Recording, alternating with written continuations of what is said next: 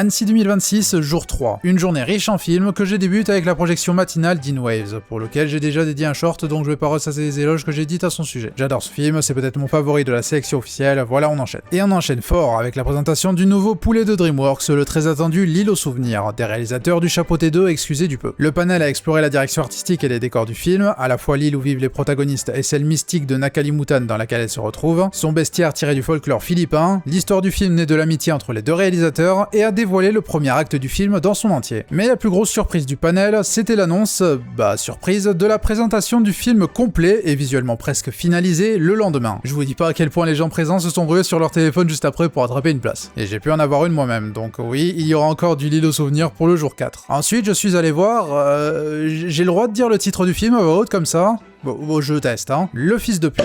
Ah bah non, ça marche pas. Un film brésilien sur le fils de la proprio d'une maison close dans un trou paumé qui fuit son village pour essayer de retrouver le père qu'il n'a jamais connu. Une histoire enchaînant les figures sales que l'on voit et celles que l'on ne voit pas, avec un côté rugueux assumé tout en débordant de couleurs qui contribuent au storytelling. Et ça parvient à être particulièrement attachant à sa façon. Le genre de découverte internationale confidentielle qui font aussi tout le sel et l'intérêt du festival. Et en plus, il y a un chien qui parle dedans. Tout bénef. Début de soirée, on se dirige vers la séance du film de Louis Clichy, Le Corset, chouchou du public et du jury, est définitivement très attendu au tournant. Bien que ce ne soit pas mon favori personnel, il n'a pas usurpé ses louanges. Une histoire rurale exquise sur ce petit garçon qui n'arrive pas à se tenir droit tandis que tout autour de lui se met à basculer, entre la ferme familiale et les nouvelles découvertes qui motivent sa vie, ce sur une magnifique animation aquarelle. Je ne peux que vous recommander de foncer le voir lors de sa sortie en octobre. Et si vous avez vu la bande-annonce, oui, vous allez avoir une certaine chanson en tête à la fin. Et on termine la journée avec la projection du premier opus de l'adaptation animée en 3 films du comics Batman Nightfall. Personnellement, ça fait des années que je n'accroche plus à ces films animés d'ici faits pour le marché du direct ou vidéo. Et malheureusement, ce Nightfall n'a pas dérogé à la règle pour moi. Globalement, j'ai trouvé que c'était la même soupe que d'habitude, juste mieux rythmé parce que renonçant à essayer de fourrer tout un comics en un seul film de 80 minutes et préférant le diviser en 3. Mais toujours parasité par le langage cinématographique très limité de ses productions. Peut-être que les fans trouveront leur compte lorsqu'il sortira fin août, mais moi, ça m'a laissé fortement indifférent. Sauf au début, avec un personnage qui m'a bien fait marrer involontairement à cause de sa voix. Il avait un côté caricature de Peter Lorre du pauvre.